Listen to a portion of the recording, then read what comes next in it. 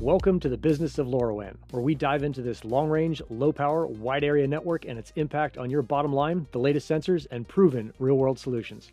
I'm your host, Nick Hawks. Since 2020, when I stumbled into LoRaWAN via Helium while hunting for a lost paraglider, I've helped thousands understand how it works and how to use it, and I'm psyched to do the same for you.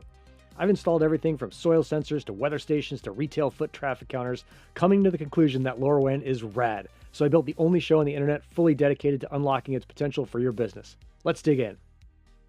On this short primer, we'll talk about the difference between LoRa and LoRaWAN, as well as describe the various ways to use LoRaWAN. Let's start with LoRa versus LoRaWAN, which is a common and confusing piece. LoRa is the radio signal, and it stands for long range, L-O-R-A. LoRaWAN is the whole system, defining how data is structured, transmitted, authenticated, and received. LoRaWAN stands for Long Range Wide Area Network. Think of it this way. LoRa is the car, and LoRaWAN is the entire road system, from interstate to your driveway. That's it. It's pretty simple, right? In general, there are 4 different ways you can use a LoRaWAN. They are public, community, private, and managed. We'll start with public.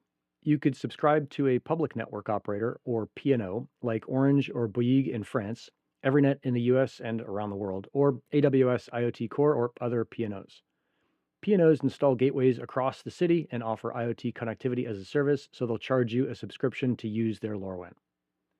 The second way is via a community network.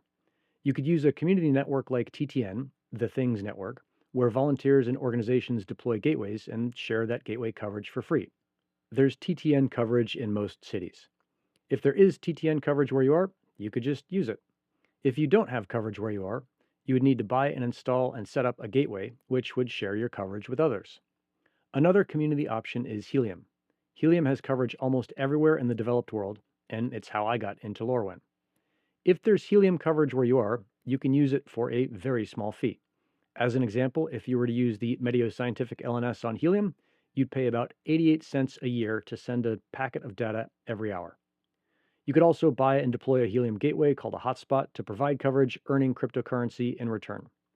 The difference between Helium and TTN is the cryptocurrency aspect, which drives the difference in gateways deployed, and therefore overall coverage.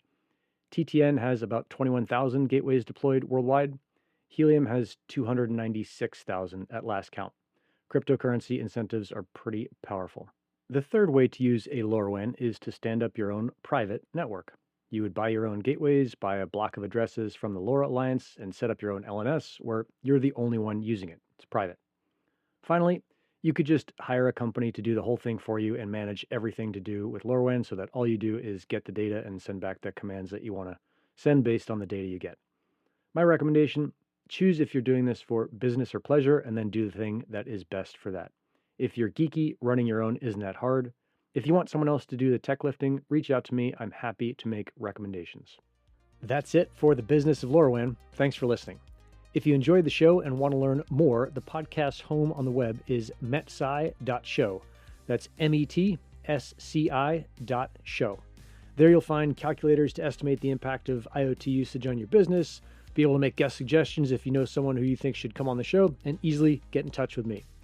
If you think the show is useful for LoRaWAN, please leave a review wherever you listen to this. Ratings and reviews really help podcasts grow. Finally, an enormous thanks to our sponsor, the IoT Working Group at the Helium Foundation, for supporting this show.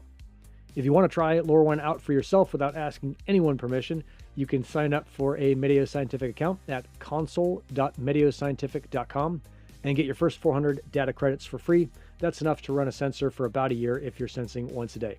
Right on. See you on the next show.